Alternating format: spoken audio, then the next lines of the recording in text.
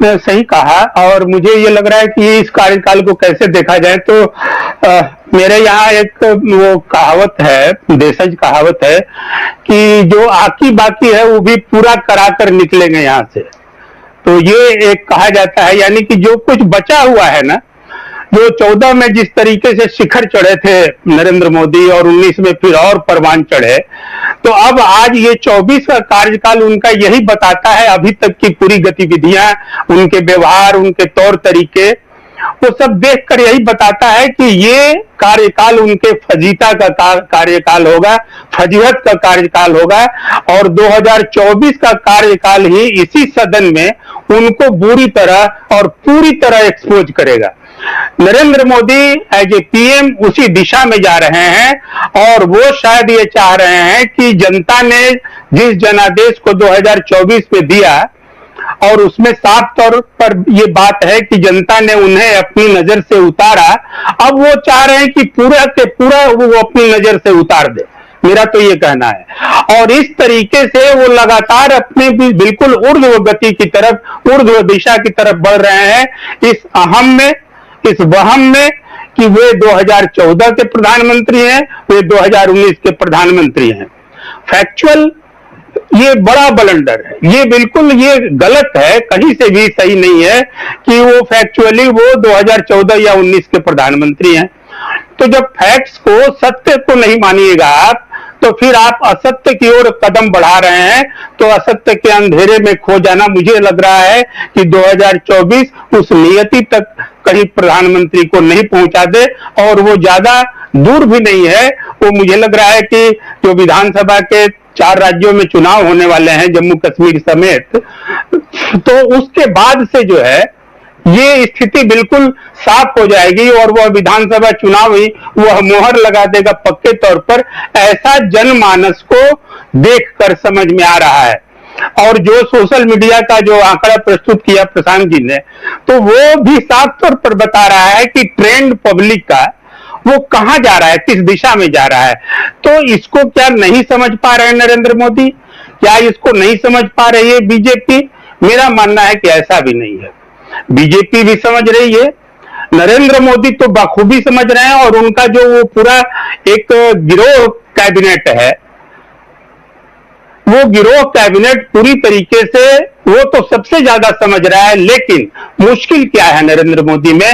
इतनी सारी व्याख्या हम आप सब लोग करते हैं, लेकिन नरेंद्र मोदी ही अगर सही में नरेंद्र मोदी होते, वो लोकतंत्र के नेता होते, लोकतंत्र के गर्भ से पैदा हुए होते, वो संविधान के तौर तरीकों, तमीज और उसकी मर्यादाओं के तहत अगर कोई राजनीति में खड़े हुए होते, तो हम मान लेते कि साहब उनसे मिस्टेक हो रहा है।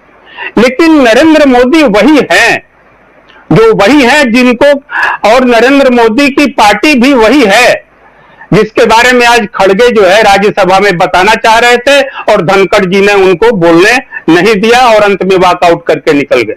तो ये लोग हैं कि ये इसी माटी पानी के बने हुए हैं, ये लोकतंत्र विरोधी हैं, ये अंदर से तानाशाह हैं, ये अंदर से तानाशाह हैं, तभी तो इस तरह के नारे भी ये गढ़ लेते हैं कि एक अकेला सब पे भारी। ये बताइए आप कि लोकतंत्र में क्या ऐसा कोई नेता होता है जो सब पर भारी पड़े?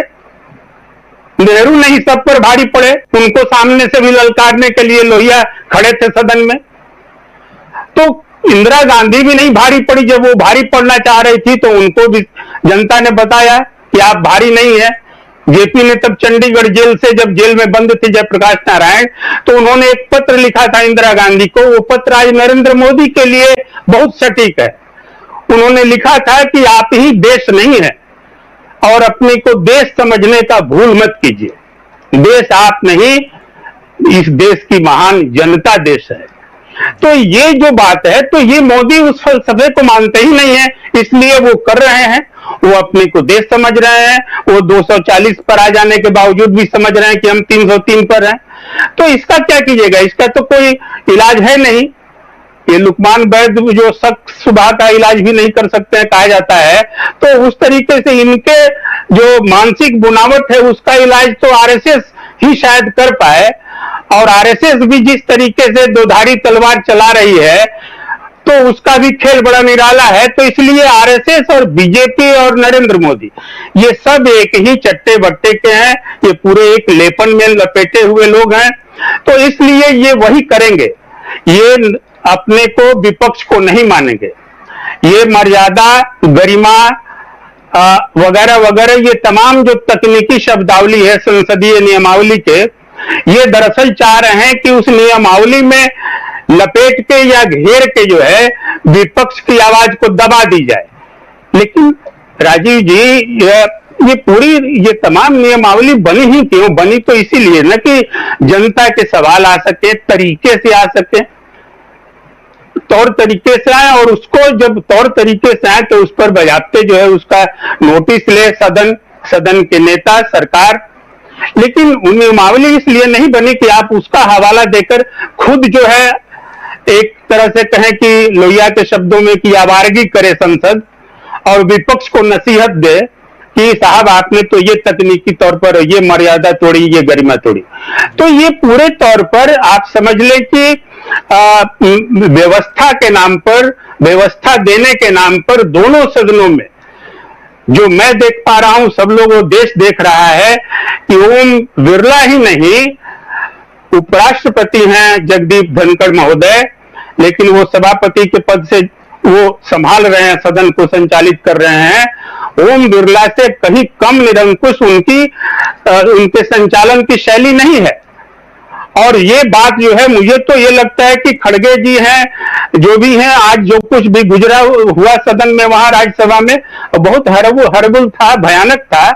इसलिए कि, और मैं देख रहा था कि इमरान प्रतापगढ़ी, उनका एक मैं सुन रहा था भाषण, और देखिए वो एक शेर पढ़ना चाहते थे, अंत में उस शेर को भी पढ़ने नहीं दिया जगदीप धनखड़ ने। वो कितने मिनट जाता है उसमें? 20 सेकंड जाता है, 25 सेकंड जाता है।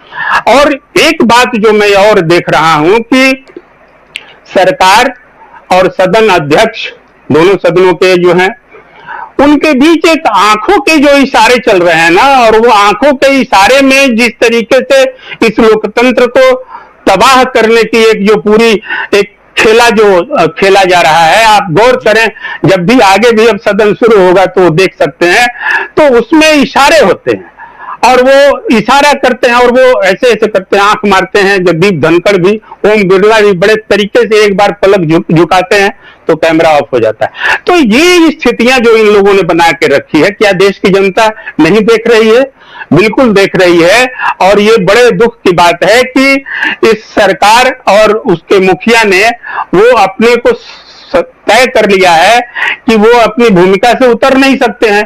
मोदी के सबसे बड़े दुश्मन, तो मोदी के वश में भी नहीं है कुछ, मेरा अपना मानना है। मोदी अपने ही दुश्मन है, वो अपने ही, उन्होंने खुद को स्थापित किया, खुद का को खत्म भी करेंगे। तो इसलिए उनसे हम लोग कोई अपेक्षा न करें, इस सत्ता पक्ष से और नरेंद्र मोदी से। अपेक्षा विपक्ष से ही करना होगा कि उसकी लड़ाई जो है, वो जो लड़ रही है वो लड़े, और साथ ही साथ इस बात को जो आम जनता देख रही है, इसलिए वो दबाव जो एक होता है, जन दबाव, वो सड़क से भी बने। इसलिए कि जिन सवालों को नहीं सुना, विपक्ष के सवालों को इस सरकार ने, चाहे वो नीट के सवाल हो, चाहे मणिपुर के सवाल हो, चाहे जितने इशूज हैं महंगाई के और बेरोजगारी के, उन सारे सवालों को लेकर के जो राहुल गांधी शुरू में, जैसे जब भारत जोड़ो यात्रा पर निकले थे, तो उन्होंने एक बयान दिया था कि वहां सुनता नहीं है, संसद सुन नहीं रही है, सरकार सुन नहीं रही है, वहां बोलने नहीं दिया जाता है, वहां कोई कार्रवाई नहीं होती है, तो इसलिए हम सीधे जनता के बीच निकल गए हैं, जनता से बात करेंगे, संवाद करेंगे। तो जनता के पास ही निकलना पड़ेगा। तो संसद की लड़ाई को सड़क पर ले आना होगा, और शायद सड़क से संसद तक की ये जो लड़ाई होगी, यही वो इलाज होगी। जो इलाज सड़क पर कौन है? जनता है। जनता ने आज इस जनादेश में अपने को दिखाया भी, तो सड़क ही इलाज करेगी। और संसद और सड़क की लड़ाई ये बिल्कुल वैधानिक और लोकतंत्र में संसदीय लड़ाई मानी जाती है, इसमें कहीं से गैर संसदीय नहीं है। लोहिया का एक कोट फिर मैं कोट कर देना चाह रहा हूं कि जब सड़कें खामोश हो जाती है तो संसद की आवारा होने की पूरी गुंजाइश होती है। तो सड़कें ही संसद को भी जुबान देगी। इसलिए नरेंद्र मोदी से अपेक्षा नहीं है, अपेक्षा विपक्ष से है कि अपनी बात जिस तरीके से वो कर रहा है मजबूती से, उस मजबूती पर बनी रहे, और बल्कि जिस तरह का व्यापकता के साथ वो सारे विपक्ष, जिस तरह से एक यूनाइटेड विपक्ष दिख रहा है, आप देखें उसके उलट जो है एनडीए में वो गोलबंदी नहीं है जी वो गोलबंदी नहीं है जी। तो इसलिए यही बात है कि विपक्ष को ही अपनी लड़ाई में धार